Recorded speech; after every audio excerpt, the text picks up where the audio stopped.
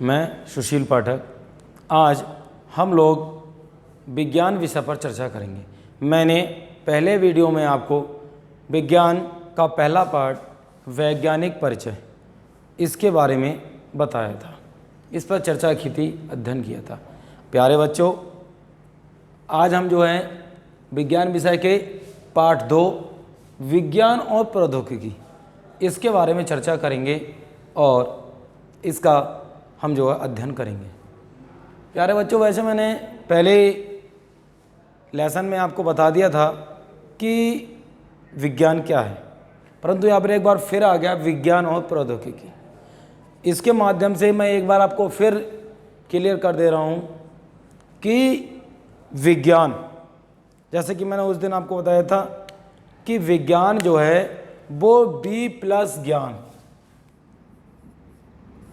V plus ज्ञान अर्थात दो शब्दों से मिलकर बना है V प्लस ज्ञान। अर्थात ये जो V है, V का मतलब है विशेष, इसका मतलब है विशेष, और ज्ञान जो हम चारों तरफ की चीज़ें देखते हैं उसके बारे में जो हम जानते हैं, जानने की कोशिश करते हैं।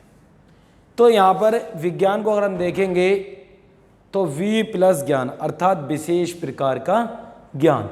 V मीन्स विशेष और ज्ञान मतलब विशेष ज्ञान मतलब हम चारों तरफ की जितनी भी चीज़ें देखते हैं, चाहे वो हमारी किसी भी हिस्से से, हमारे जीवन के किसी भी हिस्से से संबंधित रही हो, परंतु हम जब उस पर चर्चा करते हैं तो उस पर हम जो ज्ञान प्राप्त करते हैं उसे हम जब देखते हैं तो उसमें हम अधिक ज्ञान प्राप्त करना चाहते हैं, उसके बारे में अधिक जानना चाहते हैं, तो वो हमारा होता है V प्लस ज्ञान अर्थात विशेष ज्ञान। आगे देखते हैं हम। अब बात आती है हमारी विज्ञान और प्रौद्योगिकी। अब विज्ञान को अगर हम डेफिनेशन करें तो क्या, विज्ञान हमारी एक युक्ति है। विज्ञान क्या है? विज्ञान हमारी जो है एक युक्ति है, और इस विज्ञान ने हमारे जीवन के हर पहलू को किसी ना किसी स्तर पर हर तरीके से प्रभावित किया है। आज हम देख रहे हैं कि हम पूर्ण रूप से इस विज्ञान के ऊपर निर्भर हो गए, अर्थात हमारे जीवन का कोई भी स्थान, हमारे चाहे घर के अंदर हो चाहे घर के बाहर, कोई भी हमारे जीवन का ऐसा कोई हिस्सा, ऐसा कोई पहलू नहीं बचा है जिसमें कि विज्ञान हमारे लिए महत्वपूर्ण ना बन गया हो, चाहे हम घर के अंदर बैठे हो चाहे घर के बाहर बैठे हो। अर्थात आज हम पूरी तरह से विज्ञान के ऊपर डिपेंड हो चुके हैं। अर्थात विज्ञान के बिना आज हम एक कदम चलना भी अच्छा नहीं समझते। तो विज्ञान क्या है हमारा? विज्ञान एक युक्ति है। अब उसके साथ साथ हमारा शब्द आया विज्ञान और प्रौद्योगिकी। जैसे कि आज हम इस लेसन में जो पढ़ेंगे वो विज्ञान पढ़ेंगे, प्रौद्योगिकी पढ़ेंगे। विज्ञान और प्रौद्योगिकी का मानव जीवन में उपयोग पढ़ेंगे। उसके बाद उपयोग में क्या है? कृषि में विज्ञान, उद्योग में विज्ञान प्रौद्योगिकी, चिकित्सा में विज्ञान प्रौद्योगिकी, यातायात में विज्ञान प्रौद्योगिकी, राष्ट्रीय सुरक्षा में विज्ञान प्रौद्योगिकी, संचार व्यवस्था में विज्ञान प्रौद्योगिकी, रसोई घर में विज्ञान प्रौद्योगिकी, शिक्षा में विज्ञान प्रौद्योगिकी और मौसम में विज्ञान प्रौद्योगिकी। अर्थात इन सारे बिंदुओं पर हम चर्चा करेंगे। उससे पहले मैंने भी आपको विज्ञान के बारे में बताया कि विज्ञान क्या है। विज्ञान हमारी एक युक्ति है। अब उसके बाद आता है हमारा इसके साथ साथ जुड़ा हुआ है हमारा प्रौद्योगिकी। जैसे कि दूसरे नंबर हमारा क्या? प्रौद्योगिकी। तो मेन याद है कि यह प्रौद्योगिकी जो है वो प्रौद्योगिकी है क्या? देखिए, विज्ञान कोई युक्ति है, ऐसा नहीं। वैज्ञानिक ने कोई भी अपना प्रयोग किया, प्रयोग करने के बाद उसे सामने दे दिया कि भाई ये इस प्रयोग से ये हो सकता है, परंतु उस प्रयोग को मानव जीवन में उपयोग में कैसे लाया जाए, मानव जीवन में वो कैसे उपयोग में आए, ये किसकी देन है? ये देन है हमारी प्रौद्योगिकी। अगर प्रौद्योगिकी नहीं होती तो विज्ञान हमारे जीवन में नहीं आ पाती। कैसे? अब आप बोलोगे कैसे? देखिए, अगर हम एक बहुत तो छोटा सा एग्जाम्पल आपको दे के बता रहा हूँ, जो हम लोग घर में डेली करते हैं, सुबह शाम डेली करते हैं, खाना खाते हैं हम लोग।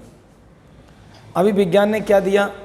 विज्ञान दे दिया भाई ये फसल बोलो, इससे ये उपज हो गई और ये जो हमारे खाने के लिए अनाज तैयार हो गया। क्या हम उस गेहूँ को वैसे ही खा सकते हैं? नहीं खा सकते। गेहूँ के लिए हम क्या करते हैं? पहले चक्की पर लेकर जाते हैं, उसका आटा पीसा जाता है, उसके बाद फिर उसमें पानी डाल के उसे गूंदा जाता है, उसके बाद फिर चूल्हे पर या गैस पर रोटी सेकी जाती है, उसके बाद हम उसे ग्रहण करते हैं। अर्थात अगर प्रौद्योगिकी ने हमें चक्की ना दी होती तो क्या गेहूँ पीस जाता? विज्ञान ने बता दिया कि इसे पीस के खाएंगे, परंतु पीसेंगे काहे से? चक्की से। तो चक्की तो प्रौद्योगिकी ने दी ना, उद्योगों ने बनाई ना। तो देखिए, तो हमारी प्रौद्योगिकी, अर्थात हम कह सकते हैं कि विज्ञान एक युक्ति है, जबकि प्रौद्योगिकी विज्ञान को मानव जीवन में उपयोग में लाने वाली प्रक्रिया है। क्या बोलेंगे हम? विज्ञान एक युक्ति है, जबकि प्रौद्योगिकी विज्ञान को मानव जीवन में उपयोग कराने वाली क्या है? हमारी एक प्रक्रिया है, एक उपाय है, ऐसे मान लीजिए। विज्ञान ने जो दिया उसे प्रौद्योगिकी ने अपने द्वारा मानव जीवन में उतार दिया। अर्थात विज्ञान और प्रौद्योगिकी दोनों एक दूसरे के पूरक हैं, दोनों एक दूसरे के ऊपर पूर्ण रूप से निर्भर हैं। अर्थात यदि विज्ञान अकेले कुछ नहीं कर सकता तो प्रौद्योगिकी भी अकेले कुछ नहीं कर सकती। विज्ञान नहीं होता तो प्रौद्योगिकी नहीं होती, और प्रौद्योगिकी नहीं होती तो विज्ञान आगे नहीं बढ़ पाता। प्रौद्योगिकी के बिना विज्ञान आगे नहीं बढ़ सकता। तो विज्ञान और प्रौद्योगिकी के बारे में मैंने आपको बताया। विज्ञान क्या है? विज्ञान एक युक्ति है, जबकि प्रौद्योगिकी क्या है? प्रौद्योगिकी उस विज्ञान की युक्ति को मानव जीवन में उपयोग कराने वाली एक प्रक्रिया है। आगे चलते हैं। देखिए, अब आता है हमारा विज्ञान प्रौद्योगिकी के संबंध के बारे में मैंने आपको बताया था। अब आता है नंबर 3 पे हमारा विज्ञान और प्रौद्योगिकी का मानव जीवन में उपयोग। ये विज्ञान और जो प्रौद्योगिकी है, अब हम देखते हैं कि हमारे जीवन में इसका उपयोग क्या है, हम इस पर कैसे निर्भर हो गए हैं। जैसे कि आप लोग कहो, जैसे मैंने बोला कि हम इस पर पूर्ण रूप से निर्भर हैं। हम इस पर निर्भर हैं कैसे? कैसे इसने हमारे ऊपर एक तरह से अपना पूरा प्रभाव बना दिया है, इसमें हम चलते हैं। तो सबसे पहले हम चर्चा करेंगे कृषि में प्रौद्योगिकी, अर्थात कृषि में विज्ञान और प्रौद्योगिकी ने हमारे ऊपर क्या प्रभाव डाला है, क्या किया। देखिए, यदि हम प्राचीन समय में जाएं, कृषि की बात करें, यदि हम प्राचीन समय में जाएं तो प्राचीन समय में हम जब देखेंगे जो हमारे पूर्वज थे वो चर्चा करते हैं, हम परिवार में जब बैठते हैं तो चर्चा करते हैं कि जब वो बहुत पहले, जब विज्ञान का बहुत बड़ा विस्तार नहीं था, अर्थात विज्ञान थोड़ा थोड़ा था, बहुत अधिक विस्तार विज्ञान का नहीं था, बहुत कम था, मानव आम जीवन में नहीं था। उस समय क्या था? कृषि के लिए, खेत जोतने के लिए आजकल की तरह मशीनें नहीं होती थी। क्या होता था? उस समय बैलों के द्वारा हल से खेत जोता जाता था, बैलों के द्वारा हैरों से खेत जोता जाता था। कहीं कहीं पर और भी कई ऐसे उपाय थे, बैलों से खेती की जाती थी, हल चला जाता था, बैलगाड़ी चला जाती ढोने के लिए। उस समय पानी के लिए हमारे पास ट्यूबवेल नहीं थे, हमारे पास इंजन नहीं थे, हमारे पास पंपिंग सेट नहीं थे। उस समय क्या था? उस समय लोग बैलों से खेत जोतते थे, बैलों से खेत की जुताई करते थे, और पानी लगाने के लिए बेड़ी का प्रयोग किया जाता था, ढेकली का प्रयोग किया जाता था, रैट का प्रयोग किया जाता था। अब आप लोग बोलोगे कि भाई बेड़ी क्या होती थी? बेड़ी आपको बताऊं, बेड़ी क्या होती थी? बेड़ी एक तरह से एक कोई किसी चीज़ का डिब्बा ले लेते थे, या जैसे हम आज लोहे का हमारा टीन का पीपा होता है, पीपा ले लेते थे, और पीपा को क्या करते थे? पीपा में दोनों तरफ रस्सी बांध लेते थे, और यहाँ पर रस्सी बांधने के बाद दो लोग एक इधर पकड़ते थे और इधर पकड़ते थे, और जो तालाब में या उसमें पानी जो भरा हुआ होता था उसे बार बार उलाच कर उसे बाहर निकालते थे, बाहर फेंकते थे, उचते थे और भराई करते थे, पानी भरा जाता था। ये थी बेड़ी। दो लोग एक दूसरे की तरफ पकड़ लिया और इस तरह से उलझ रहे हैं, पानी फेंक रहे हैं बाहर की ओर, इस तरह सिंचाई की जाती थी। दूसरा होता था हमारा ढेकली। ढेकली क्या होता था? ढेकली में इस तरीके से हमारे दो डंडे होते थे, इस पर एक बांस लगा हुआ होता था तिरछा, और जैसे बांस इसमें पीपा बांधा हुआ था, इसके पीछे हम यहाँ पर ईंट टाइप बांध देते, बोझा वजन बांध देते थे। ये पीपा था, जैसे हम इसे छोड़ते थे ये ऊपर जाता था, नीचे इसमें कुएं वगैरह में किसमें पीपा बाल्टी जो भी लगी हुई थी वो जाती थी, फिर हम उसे उठाते थे और वो आता था और बाहर उलझ देता था। तो ढेकली से जो है सिंचाई की जाती थी। रैट क्या था? रैट कुएं पर लगा हुआ होता था, एक चेन टाइप होती थी, और जो है बैलों के द्वारा उसमें रैट चलते थे। एक व्यक्ति पीछे से रैट चलाता था और बैलों को कुएं के चारों तरफ गोल गोल घुमाकर पानी चलता था। उस तरह से रैट के द्वारा जो है सिंचाई होती थी। परंतु आज विज्ञान ने क्या किया, विज्ञान ने ये सारी की सारी परेशानी हमारी दूर कर दी। खेत जोतने के लिए आज मुश्किल से 5% लोग ऐसे हैं जो कि बैलों से खेती कर रहे हैं। 90% लोग ऐसे हो गए हैं, ऐसे मान लीजिए कि 90%, 15% लगभग ऐसे लोग हैं जो बैलों से खेती कर रहे हैं। अन्यथा सभी लोगों के लिए विज्ञान ने क्या दिया, विज्ञान ने आज हमें ट्रैक्टर दे दिया। यहाँ तक कि रिमोट चालित ट्रैक्टर भी आने लगा है, अभी हमारे देश में नहीं आया है, तो रिमोट कंट्रोल ट्रैक्टर भी आ गया है। ट्रैक्टर के द्वारा जुताई करते हैं। जो पहले बैलों से कई दिन में खेत तैयार होते थे, आज क्या है, आज ट्रैक्टर के द्वारा हम बहुत थोड़े समय में जुताई कर लेते हैं। पहले हमारे पास ट्रैक्टर से चलाने के लिए इतने उपकरण नहीं थे, खाली एक हल होता था, खैर होती थी। आज क्या हमारे पास, आज हमारे पास कल्टीवेटर है, रूटीवेटर है, और हमारे लिए डॉलर डालने के लिए भी हमारे पास डॉलर आ गया। मतलब कई सारे ऐसे उपकरण आ गए हैं ट्रैक्टर के साथ, जो काम कई दिन में कर पाते थे, आज हम एक दिन में खेत जोत कर तैयार कर देते हैं, दूसरे दिन बो देते हैं, तीसरे दिन उसमें जो है मेढ़े डाल कर कंप्लीट कर देते हैं। अर्थात क्या है, अर्थात जो हम कृषि पहले बहुत समय लगता था, आज जो है बहुत ही कम समय में और हम जो खेत की जुताई कर लेते हैं। सिंचाई के लिए क्या है, सिंचाई के लिए उस समय हमारे पास साधन नहीं थे। आज क्या है, आज हमारे पास ट्यूबवेल है, हमारे पास इंजन है, हमारे पास और भी पंपिंग, सौर ऊर्जा से चलित पंपिंग सेट है। इनके द्वारा हम जो है बहुत ही कम समय में बहुत अधिक ज़मीन की सिंचाई कर देते हैं। दूसरी चीज़, पहले हमारे पास इतने सेट मॉडिफाइड बीज नहीं होते थे, जेनेटिकली मॉडिफाइड बीज। जेनेटिकली मॉडिफाइड बीज क्या होता है, इसमें देखिए जो एक प्रकार के जीन, जीवों के जीन को किसी पौधे या दूसरे और बीजों में डालकर नए बीजों को तैयार किया था, जिसे हम कहते हैं जेनेटिकल मॉडिफाइड बीज। तो पहले हमारे पास इतनी प्रजातियां नहीं होती थी और इतने मॉडिफाइड बीज भी नहीं होते थे। आज हमारे पास मॉडिफाइड बीज भी है और अच्छी अच्छी प्रजातियों के बीज हैं। पहले हमारे पास क्या होता था, पहले देसी खाद होता था और जो है हमारे पास और ज़्यादा रासायनिक उर्वरक नहीं थे, तो हम उतनी उपज फसल की नहीं ले पाते थे। परंतु आज क्या है, आज हमारे पास रासायनिक उर्वरक हैं, यूरिया है, हमारे पास NPK है, हमारे पास क्या बोलते हैं डाई है, और भी हमारे पास कई सारे ऐसे रासायनिक पदार्थ हैं, कई केमिकल्स ऐसे पदार्थ, दवाइयाँ हैं, कीटनाशक दवाइयाँ हैं, और भी हमारी कई सारे ऐसे रासायनिक पदार्थ हैं जो हम फसलों में लगाते हैं और फसलों से अधिक उपयोग की चीज़ लेते हैं। कृषि के अंतर्गत मैंने आपको बता दूं, कृषि के अधीन एक चीज़ आती है हमारी हरित क्रांति। एक शब्द यहाँ पे आया, आपको रिट्राई कर दे रहा हूँ, हरित क्रांति। बहुत ही अच्छा क्वेश्चन है और अच्छा शब्द भी है कि हरित क्रांति क्या है। देखिए, हरित क्रांति कृषि के लिए आया, इसलिए मैंने आपको बता दिया क्योंकि कृषि से ही संबंधित है ये।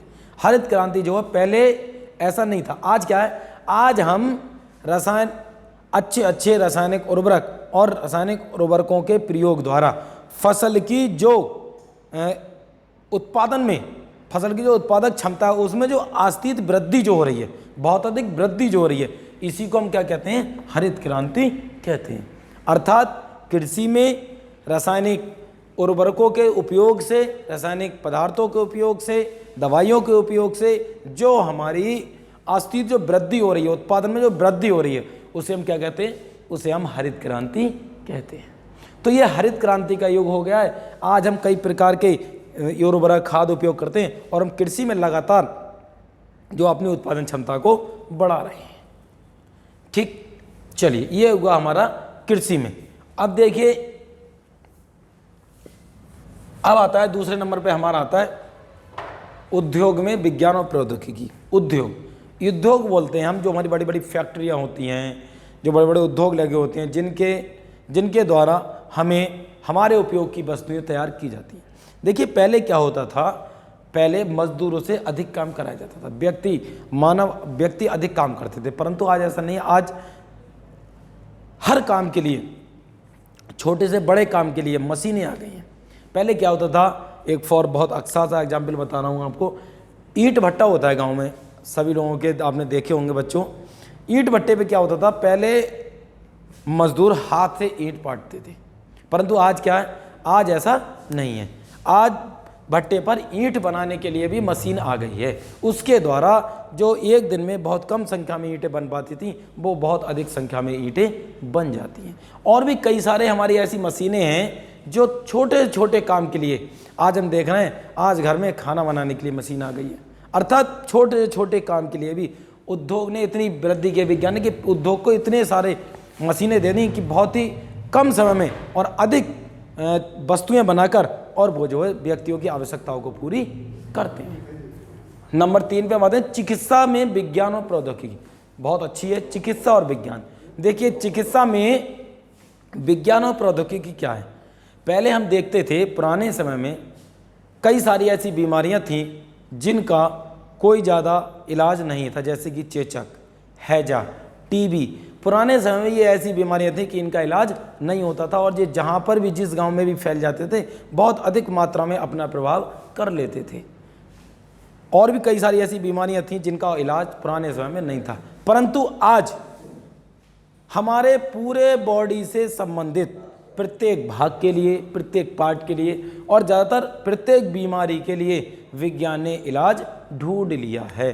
आज चेचक, टीबी, हैजा, मलेरिया, इन सब के टीके बच्चे का जन्म होते ही, बच्चे के जन्म से शुरू हो जाते हैं और इन सब के टीके समय समय पर लगते रहते हैं और जो है उनकी रोगों से रक्षा होती रहती है।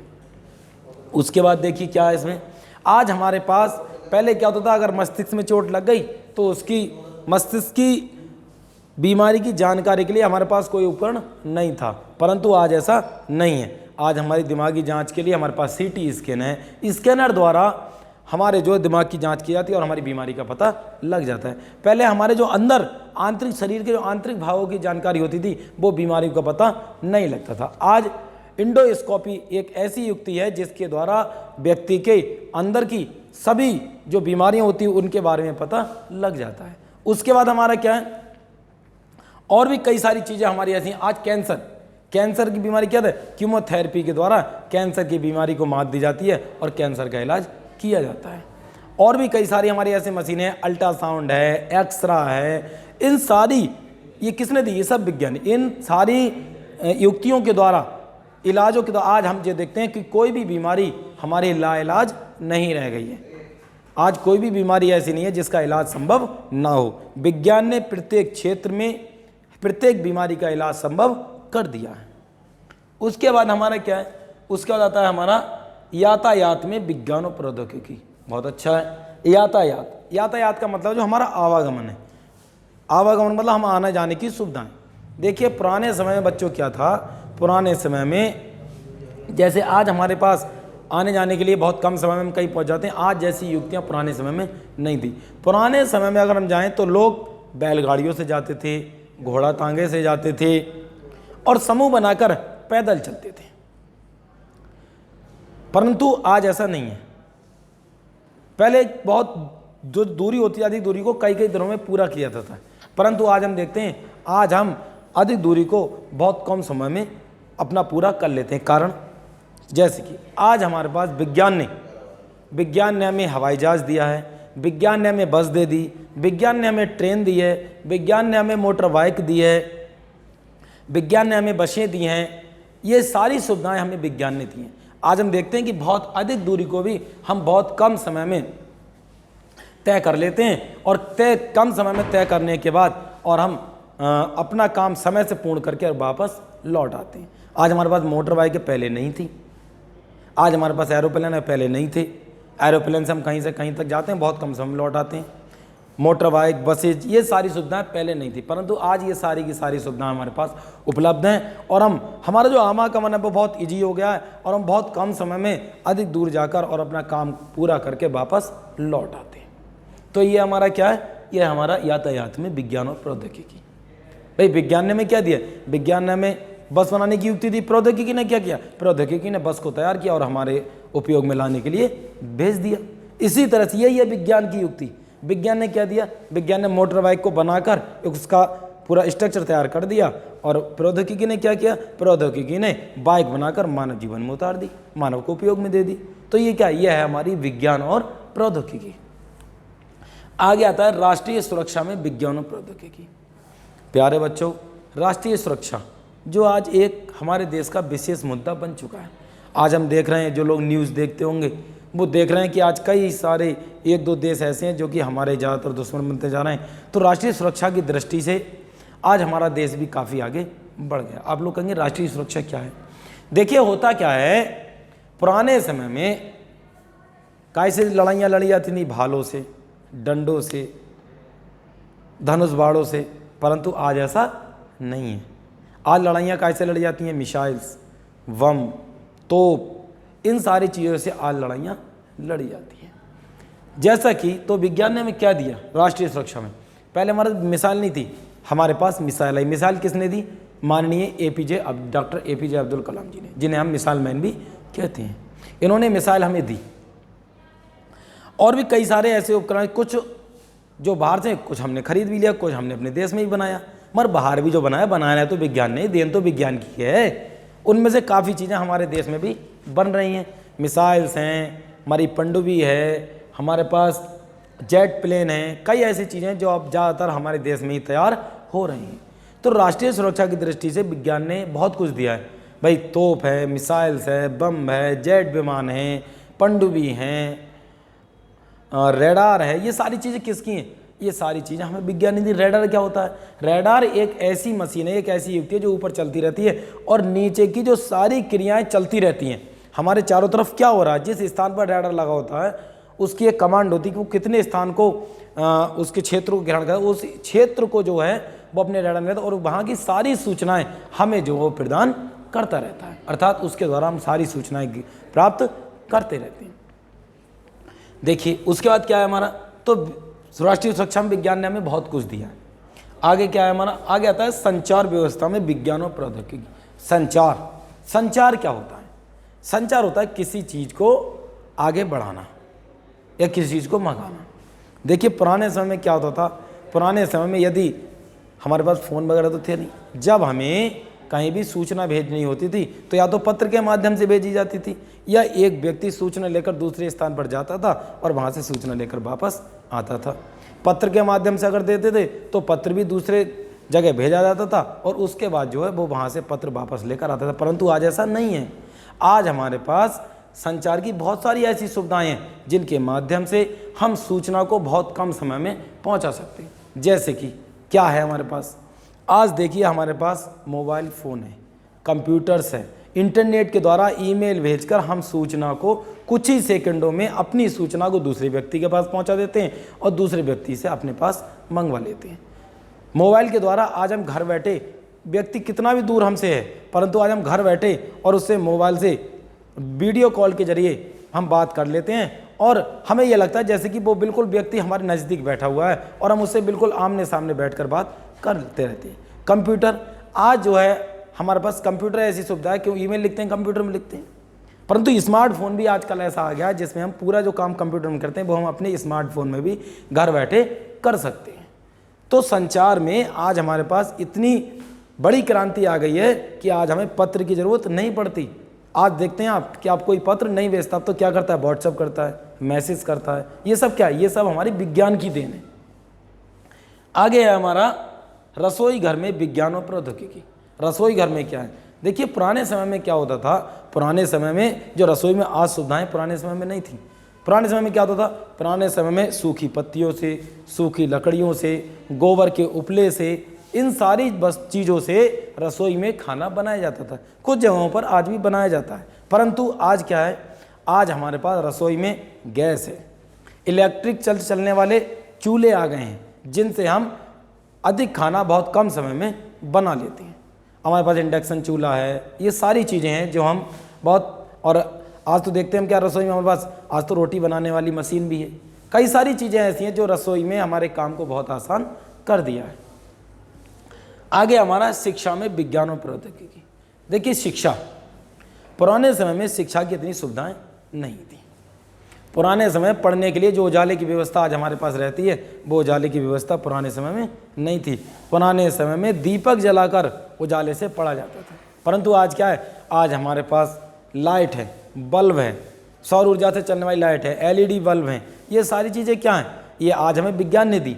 आज हर समय उजाले में रहते हैं, हर समय उजाले में रहना पसंद करते हैं। यदि 1 मिनट के लिए लाइट चली जाती है तो हम अपने आप को बहुत ज़्यादा तंग महसूस करते हैं, बहुत ज़्यादा परेशान महसूस करते हैं। तो क्या है, आज हमारे पास लाइट की प्रत्येक सुविधा है जो कि शिक्षा में बहुत बड़ा एक योगदान कर रही है।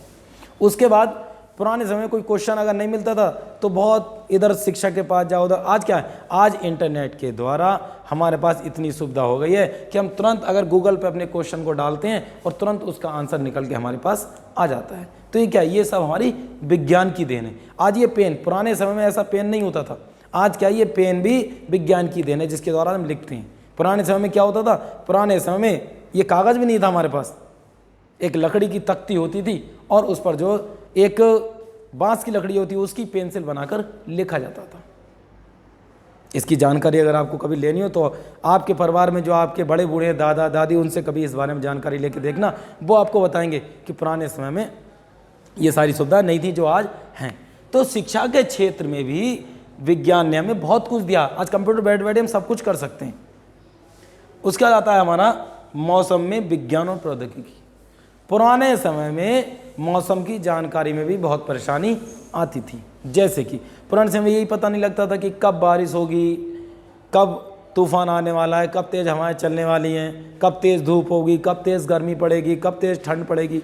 ये सारी जानकारी हमारे पास पुराने समय नहीं थी। परंतु आज क्या है, आज विज्ञान ने हमें ऐसे ऐसे यंत्र दे दिए हैं जो हमें पहले पता लग जाता है कि तूफान आने वाला है, पहले पता लग जाता है कि उस दिन बारिश होगी, पहले पता लग जाता है कि उस दिन इतनी तेज़ हवाएं चलेंगी, पहले पता लग जाता है कि आज इतनी गर्मी रहने वाली है, पहले पता लग जाता है कि कल का मौसम ऐसा है। क्या है, ये सब हमारे विज्ञान की देन है। तो विज्ञान ने एक तरह से अगर हम बोलें तो विज्ञान ने हमारे जीवन में को पूरी तरह से अपने कब्जे में ले रखा है।